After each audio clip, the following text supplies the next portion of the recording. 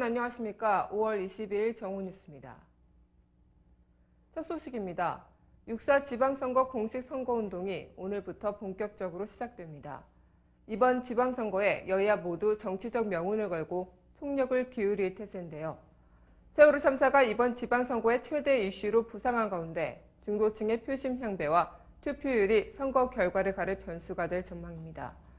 여야는 17개 광역시도와 226개 시군구에서 각급 단체장과 광역기초의회의 수성 또는 탈환을 목표로 다음 달 3일까지 13일간 전국을 순회하는 유세전에 돌입합니다.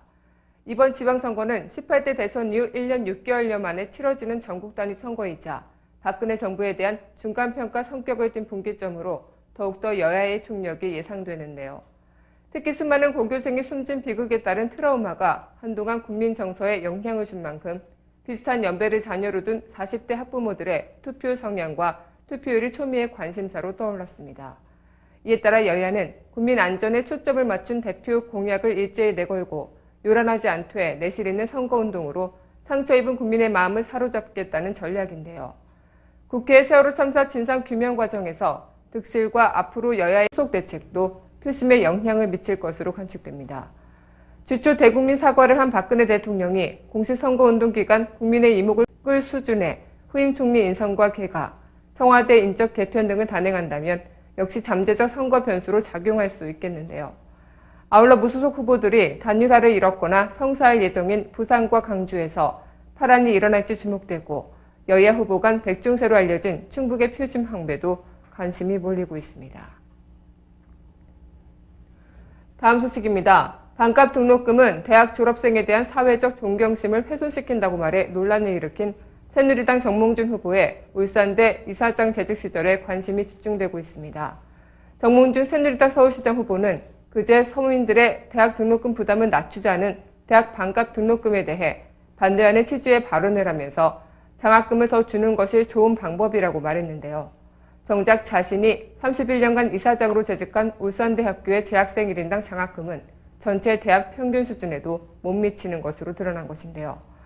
정몽준 후보는 이날 숙명여대 관담회에서 참석해 대학 반값 등록금에 대해 취지는 이해하지만 최고 교육기관으로서의 대학에 대한 사회적 인식을 떨어뜨리고 대학 졸업생에 대한 사회적 존경심을 훼손시킨다라고 말했습니다.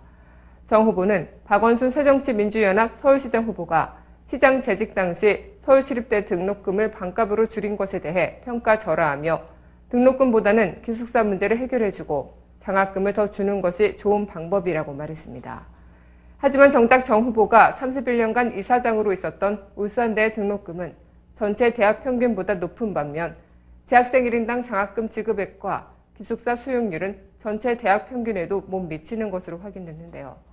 대학 알림이에 공시된 2014년 전국 대학 평균 등록금은 554만 8,400원인데 울산대 등록금은 728만 6,200원으로 전국 대학 평균보다 월등히 높은 것입니다.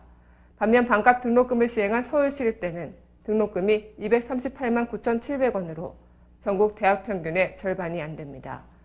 이처럼 등록금을 낮추는 것에는 부정적 의견을 피력했고 대신 서민층의 교육비 부담을 낮추는 방안으로 장학금을 늘리거나 기숙사 혜택을 주는 것이 더 바람직하다고 밝힌 정 후보의 발언에 대해 비판이 제기되고 있는데요. 그러자 정몽준 후보 캠프의 이수희 대변인은 반값 등록금은 대학 등록금과 생활비 문제로 학생과 학부모들의 부담이 커서 제기된 것인데 후보도 반값 등록금의 취지에는 동의한다고 해명했습니다.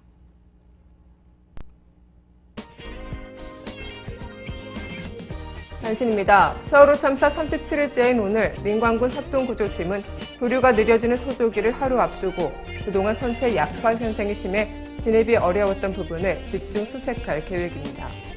전날 수색에서는 오전 8시께 4층 중앙 좌측 통로에서 구명조끼를 착용하지 않은 여성 시신 한 구를 수습해 사망자 수는 288명, 남은 실종자는 16명입니다.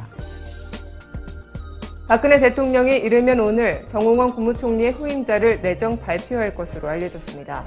박 대통령이 오늘 오후 예정이 없었던 수석 비서관 회의를 주재하기로 함에 따라 이르면 이날 오전 총리를 후보로 지명한 것이 아니냐는 관측도 제기됩니다. 특히 6.4 지방선거가 목전에 다가온 만큼 내각과 청와대의 대대적 인적쇄신을 통해 악화된 민심의 반전을 피할 수 있어야 한다는 여당의 목소리가 높은 것으로 알려졌습니다. 대학생들이 유가족 요구 전면 수용, 내각 총사퇴 등을 요구하며 기습 시위를 벌이다 전원 연행됐습니다. 대학생 10명이 오늘 오전 8시 45분께 세월호 참사와 관련해 정부를 규탄하며 서울 종로구 세종로 정부 서울청사에서 기습 시위에 들어갔습니다. 대학생들은 현장에서 발표한 성명을 통해 청와대 참모진 김기춘, 남재준을 즉각 해임하고 내각은 총사퇴해야 한다고 주장하며 유가족의 요구를 전면 수용하라고 강조했습니다. 세월호 참사의 철저한 진상규명과 책임자 처벌, 대책 마련 등을 위한 특별법 제정 촉구 천만인 서명운동이 활발하게 진행되고 있습니다. 시민사회 각계 인사들이 모인 세월호 참사 대응 각계 원탁회의는 온라인과 오프라인에서 전국적인 서명운동을 벌이고 있습니다.